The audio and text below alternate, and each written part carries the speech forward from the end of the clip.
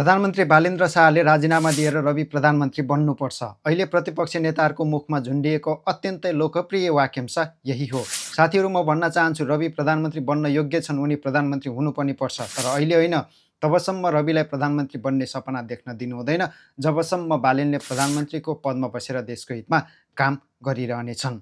यसो भनिरहँदा रवि पक्षका रासोपाका नेता तथा कार्यकर्ताहरूलाई निकै चित्त दुख्न सक्छ। तर रविले जनतासँग गरेको वाचा कहिले पनि बिर्सन दिनु हुँदैन, किनकि बालेन प्रधानमन्त्री र रवि पार्टी सभापति भएपछि देश बन्छ भनेर जनताले आँखा चिम्लेर उनीहरूलाई यो स्थानमा पठाएका छन्।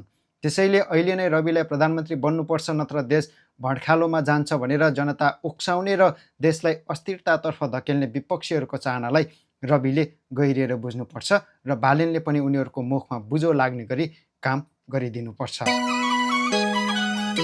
जनताले दिमाग नै हल्लिने गरी घन्टीको आवाज टिनिनिनिनि बजाइदिँदा अलमल्लमा परेका पुराना दलका नेता कार्यकर्ताहरू अहिलेदेखि नै बुरुक बुरुक उफ्रिएर अहिले नै रासोपा सरकार पूर्ण रूपमा असफल भयो, देशमा धार्मिक हिंसा भड्कियो, 35 वर्षमा नभएको क्षति 100 दिनमा भयो, यस्तै अग्रम बग्रम कुराहरू गरेर जनतालाई मेनिपुलेट गर्ने कोसिस गरिरहेका छन्। पुराना दलका नेतागण तथा साथी हो, बालेन पनि तपाईँ हामी जस्तै मान्छे हुन्, उनी भगवान होइनन्। 100 दिनमा हाम्रो देश बनाउने जिम्मा भगवानले पनि लिन सक्दैनन् होला। त्यसैले नराम्रो कदमको मात्र विरोध गरौँ। कमसेकम केही वर्ष त चुपचाप हेरौँ न कि कसो काम गरे भने, जनताको मन जिते भने, देश बनाउने लय समाते भने फेरि जनताले उनीहरूलाई जिताएर पठाउला। यदि यसो भएन भने सबै शक्ति जनताकै हातमा छ। अर्थात् जनताले अहिले जसरी उचालेर उच्च स्थानमा पठाएका छन् नि, त्यसै गरी तल झार्न पनि सक्छन्।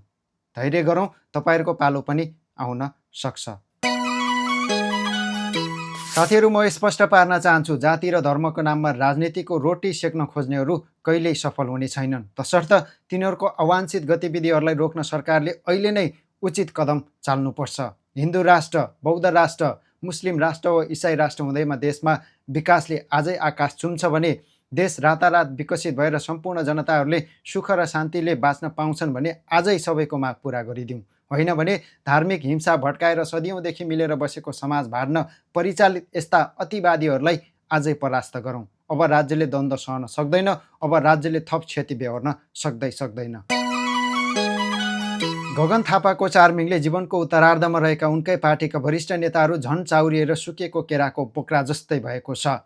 विशेष महाधिवेशनबाट गगन सभापतिमा निर्वाचित भएदेखि सुरु भएको छटपटीले कङ्ग्रेसका वरिष्ठ नेताहरूलाई अझै पनि मस्तसँग निदाउन दिएको छैन।